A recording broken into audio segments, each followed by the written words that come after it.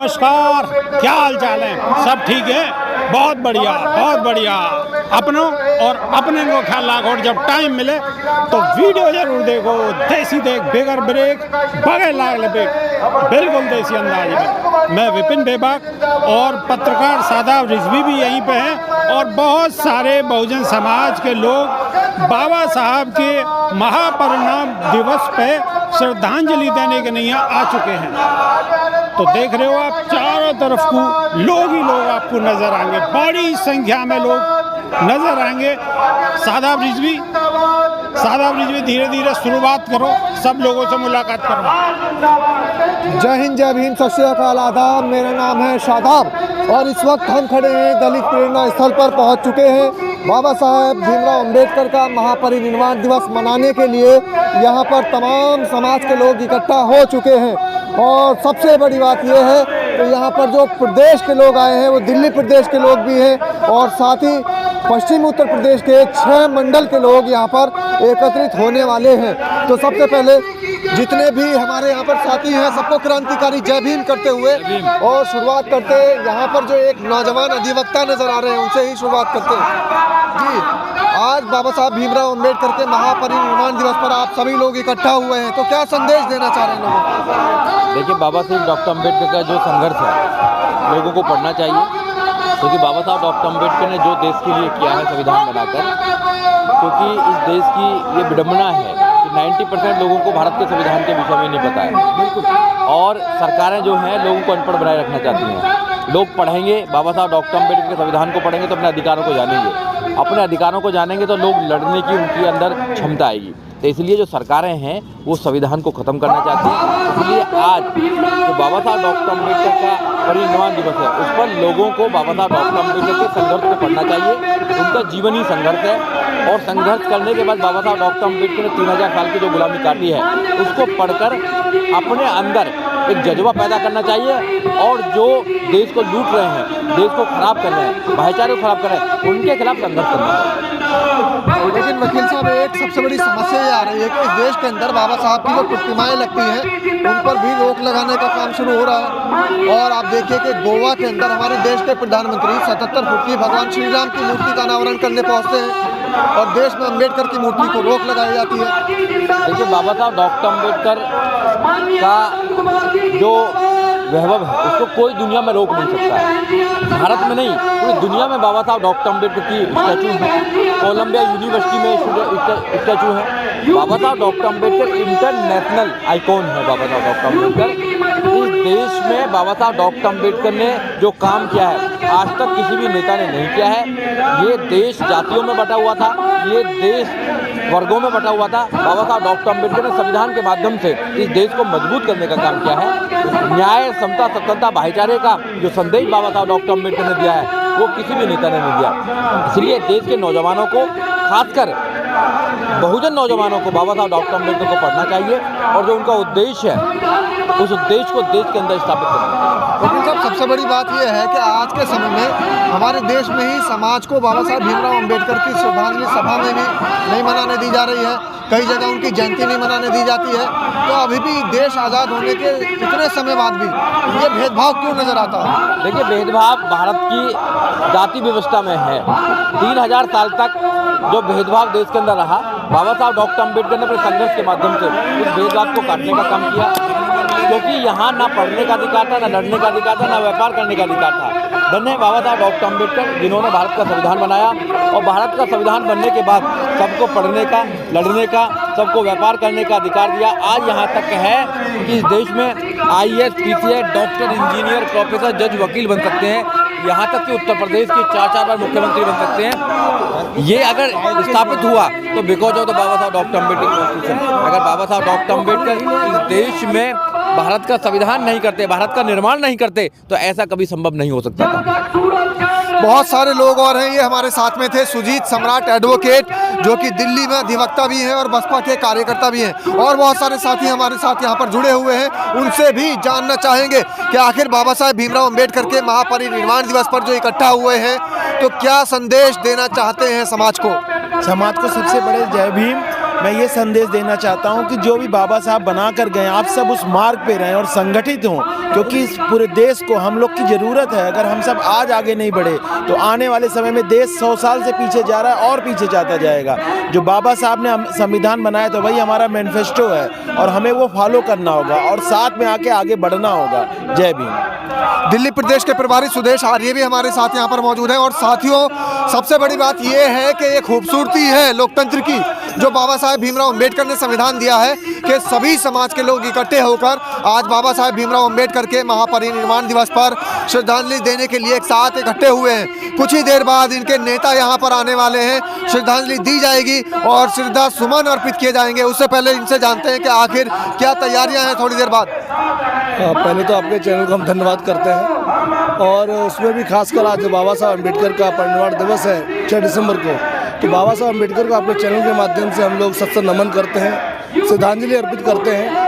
आज कार्यक्रम बाबा साहब अम्बेडकर के जीवन का जो लास्ट दिन था उसको हम लोग पूरे देश दुनिया में फैलाने के लिए कि बाबा साहब अम्बेडकर ने जो चाहत रखी कि जाओ अपने घरों की दीवारों पर लिख दो कि हम इस देश के हुक्मरान समाज बनेंगे, तो बाबा साहब अम्बेडकर के उन विचारों को घर घर तक पहुंचाने के लिए बहुजन समाज पार्टी का यहाँ पर तांता पूरे दिल्ली एनसीआर और उत्तर प्रदेश से लगा है। और उसी कड़ी में बहुजन समाज पार्टी राष्ट्रीय संयोजक श्री आदरणीय आकाश आनंद जी कुछ ही क्षणों में जब यहाँ पर आएंगे और राष्ट्रीय उपाध्यक्ष आनंद कुमार जी वो यहाँ आकर यहाँ बाबा साहब अम्बेडकर को पुष्प अर्पित करेंगे और जो समाज के लोग आए हैं वो सभी लोगों को भी एड्रेस करेंगे। तो ये सारा कार्यक्रम आज का पूरा दिन बाबा साहब अम्बेडकर को समर्पित है। आज का सारा दिन बाबा साहब भीमराव अंबेडकर को समर्पित है। बहुत सारे यहाँ पर कार्यकर्ता हैं बहुजन समाज पार्टी के और बहुत सारे लोग हैं बहुजन समाज से जो यहाँ पर इकट्ठा हुए हैं और पूरी सच्ची श्रद्धांजलि देने के लिए, श्रद्धा सुमन अर्पित करने के लिए बाबा साहब भीमराव अंबेडकर को यहाँ पर जुटे हुए। आप कहाँ से आए हैं? दिल्ली से सर। क्या नाम? कोऑर्डिनेटर जयवीर जाटव। देखिए बहुत सारे लोग आपको नजर आ रहे होंगे और सभी लोग सिर्फ और सिर्फ चाहते हैं कि अपने संविधान निर्माता को, अपने मसीहा को श्रद्धांजलि अर्पित करने के लिए यहाँ पर इकट्ठा हुए हैं। तो आप क्या संदेश देना चाहेंगे सर? संदेश ये है कि पूरे भारत देश के अंदर बाबा साहब अम्बेडकर ने जो मानवता का संदेश दिया है, आज उसी महापुरुष को श्रद्धांजलि देने के लिए पूरी देश और पूरी दिल्ली और पूरा उत्तर प्रदेश यहाँ पर पहुँचेगा और मानवता को आगे और मजबूती के साथ देश के अंदर लागू करने के लिए पूरी ताकत के साथ बहुजन समाज पार्टी इसके लिए काम कर रही है। बहुत बहुत यहाँ पर सारे लोग बहुत विचार रख रहे हैं, अपनी बहुत अच्छी बातें कर रहे हैं। समाज को ज़रूर समझनी चाहिए, समाज को ज़रूर सुननी चाहिए। आपका क्या नाम है? सुरेंद्र सिंह आज़ाद। आप भी दिल्ली से। आज़ाद? यस। आज़ाद समाज पार्टी से?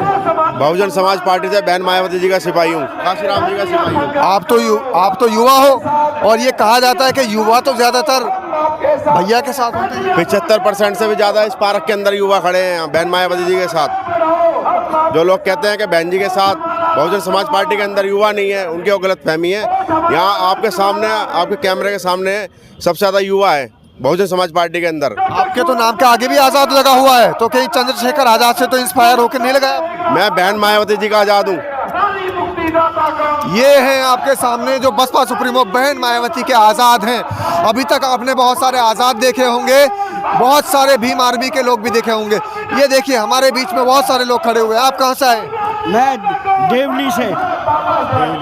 देवली, दिल्ली के देवली से यहाँ पर पहुँचे हैं। आप कहाँ से आए? मैं फिरोजाबाद से आए हुए हैं। ये फिरोजाबाद से यहाँ पर पहुँचे हैं। जी आप क्या कहना चाहते हैं? अलीगढ़ से, राजस्थान से भी आया हूँ। मैं अलीगढ़ में आया हूँ, फिलहाल अलीगढ़ से यहाँ आया हूँ। मैं कविताएं लिखता हूँ, बाम सेब का मेंबर हूँ, माननीय साहब के साथ रहा हूँ। अभी आप चाहो तो कविता सुना देता हूँ।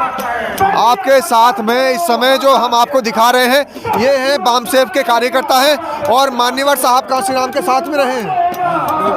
मान्यवर साहब काशीराम के साथ में ही रहते थे, तो क्या खूबसूरती नजर आती थी जब मान्यवर साहब काशीराम आपके साथ चलते थे।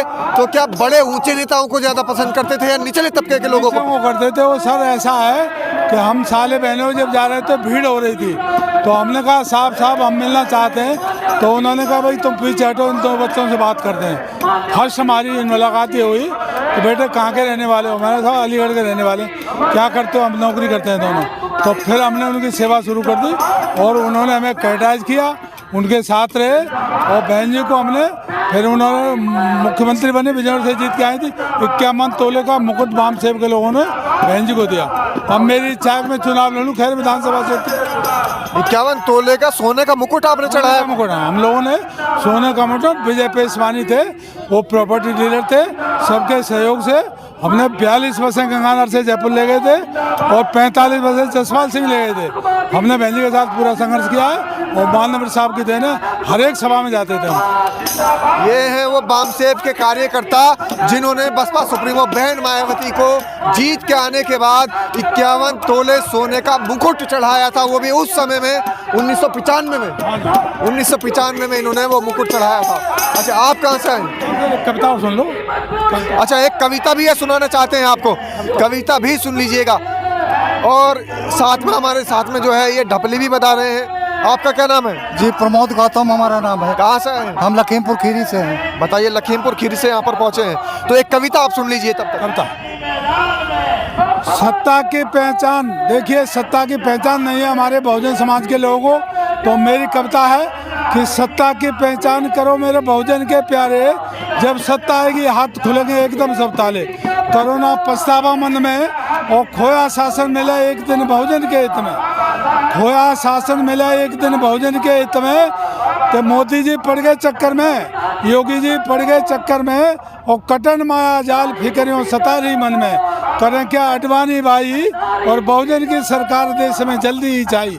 देश का शासन बेढंगा और दिल्ली में भी गड़े एक दिन बहुजन का झंडा। शिकंजा कस दिया यूपी में और बड़े बड़े सरताज कांप रहे भारी दहशत में। चले नहीं अब झूठे जहाँ से, और बहुजन हुआ तैयार करेंगे अब तुमको पासे। ये राणा के बाण चले खारे, सत्ता की पहचान करो मेरे बहुजन की। जय भीम जय भारत। ये बात अरे आज हवाएं बयां कर रही योगी जी को जाना है, बहन कुमारी मायावती को अब सत्ता में आना है, अब सत्ता में आना है। आज हवाएं बयां कर रही योगी जी को जाना है, बहन कुमारी मायावती को अब सत्ता में आना है, अब सत्ता में आना है। तो नमन करूं बाबा साहेब वा काशी राम जी को है नमन, आशाओं की किरण बहन को कोटि कोटि है अभिनंदन। बहुजन की देवी है बहना, बहना का ही बंधन है। भीम मिशन के हर सैनिक का स्वागत व अभिनंदन है, स्वागत व अभिनंदन है। आप निराशा दूर करो, अब नई चेतना लाना है, बहन कुमारी मायावती को अब सत्ता में लाना है, अब सत्ता में आना है। तो प्रथम लक्ष्य उस संविधान व भारत देश बचाने की, लक्ष्य दूसरा दिल्ली की कुर्सी से इन्हें हटाने की। होए होए, ये चल रही है बात कुर्सी से हटाने की। और आप भजन सुनिए, प्रवचन तो बहुत सुने होंगे, बहुत सारे बाबाओं को आपने देखा होगा जो बहुत सारे प्रवचन और भजन गाते नजर आते हैं, लेकिन आज बहुजन समाज का भजन भी सुन लीजिए। प्रथम लक्ष्य उस संविधान व भारत देश बचाने की, लक्ष्य दूसरा दिल्ली की कुर्सी से इन्हें हटाने की। सपा कांग्रेस भाजपा तीनों मौसेरे भाई हैं, झूठे आश्वासन के बल पर ही सरकार चलाई है। अब मजबूत विकल्प मिला, तीनों को सबक सिखाना है, बहन कुमारी मायावती को अब सत्ता में आना है, अब सत्ता में लाना है। तो बहन कुमारी मायावती को अब सत्ता में लाना है, बात यहाँ पर इन्होंने अपने मुंह से निकाल दी है। और बसपा सुप्रीमो बहन मायावती सत्ता में आने वाली है, समाज बोल रहा है। आप क्या बोलते हैं? बहन जी आना चाहिए 27 में। क्या कहना है? सन 2027 में बहन जी की सरकार बननी चाहिए। बननी चाहिए। बननी चाहिए। क्या कहना है? 2027 में बहन जी की सरकार बननी चाहिए। बहन जी की या चंद्रशेखर आजाद की? बहन जी की, बहन जी की, बहन जी की। ये तो युवा भी बता रहे कि बहन जी की सरकार बननी चाहिए। आदरणीय बहन जी की पूर्ण बहुमत की 2027 में सरकार बनेगी और विपक्ष ने ठान लिया है कि उत्तर प्रदेश के अंदर बहुत बड़ा जनसैलाब आने वाला है।